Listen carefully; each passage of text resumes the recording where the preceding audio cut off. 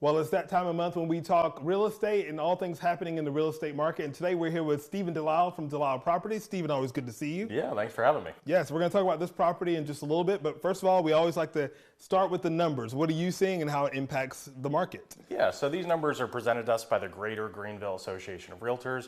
And if you look at the new listing slide, it'll show us that we're up 16.8% in new listings on the market this year as opposed to last year. Now, the average price slide will show us that we're up 4.2% here, bringing the average price to just over $382,000. However, DeMarcus, it does break down to month-over-month information. And September last year to September this year, we're down actually 1.6%. Last year we were at 385. This year we were at 379. And then the inventory slide will show us that we're up 43.1% as well. Awesome. And you always like to take those numbers and kind of make it make sense to people at home, because the real estate market is a local thing. National numbers can tell us some things, but it's all localized to what's happening here in the upstate very important market. to have that information. Awesome. Tell us about this house here today. Yeah, so this house is 101 Riverport Drive right here in Simpsonville, and it's a 4-bedroom, 2.5-bath house. What I like is all the bedrooms are upstairs, and it allows for the living space and kitchen space to be really open. It's also on an oversized corner lot, fenced-in backyard that's also flat, which is hard to find in new construction.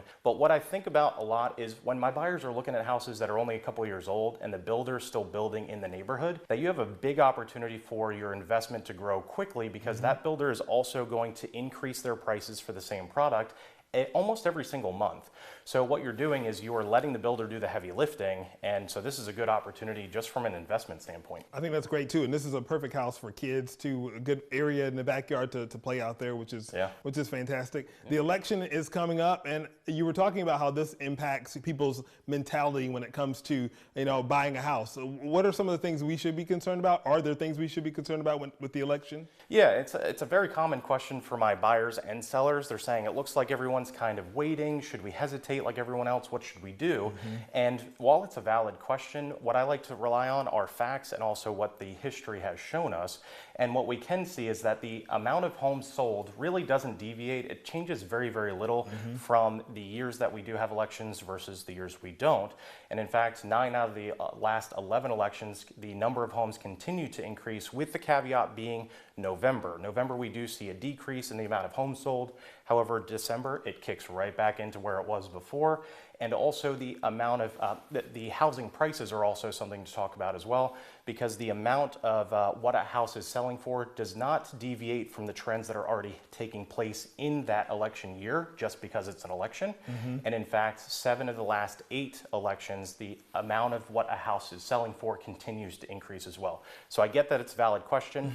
What I would say, DeMarcus, is now that you have this information, because a lot of people aren't watching this, a very small portion of the America, let's say, is capitalize on this, because everyone's thinking pause and wait.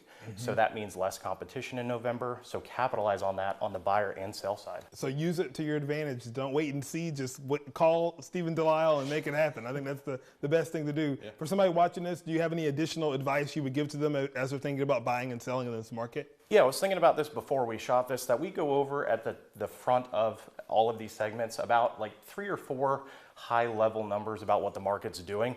What I would say is that, and it's helpful to know that as a buyer and a seller, we sit down and go over 19 slides of what the hyper-local market's doing at a macro and micro level.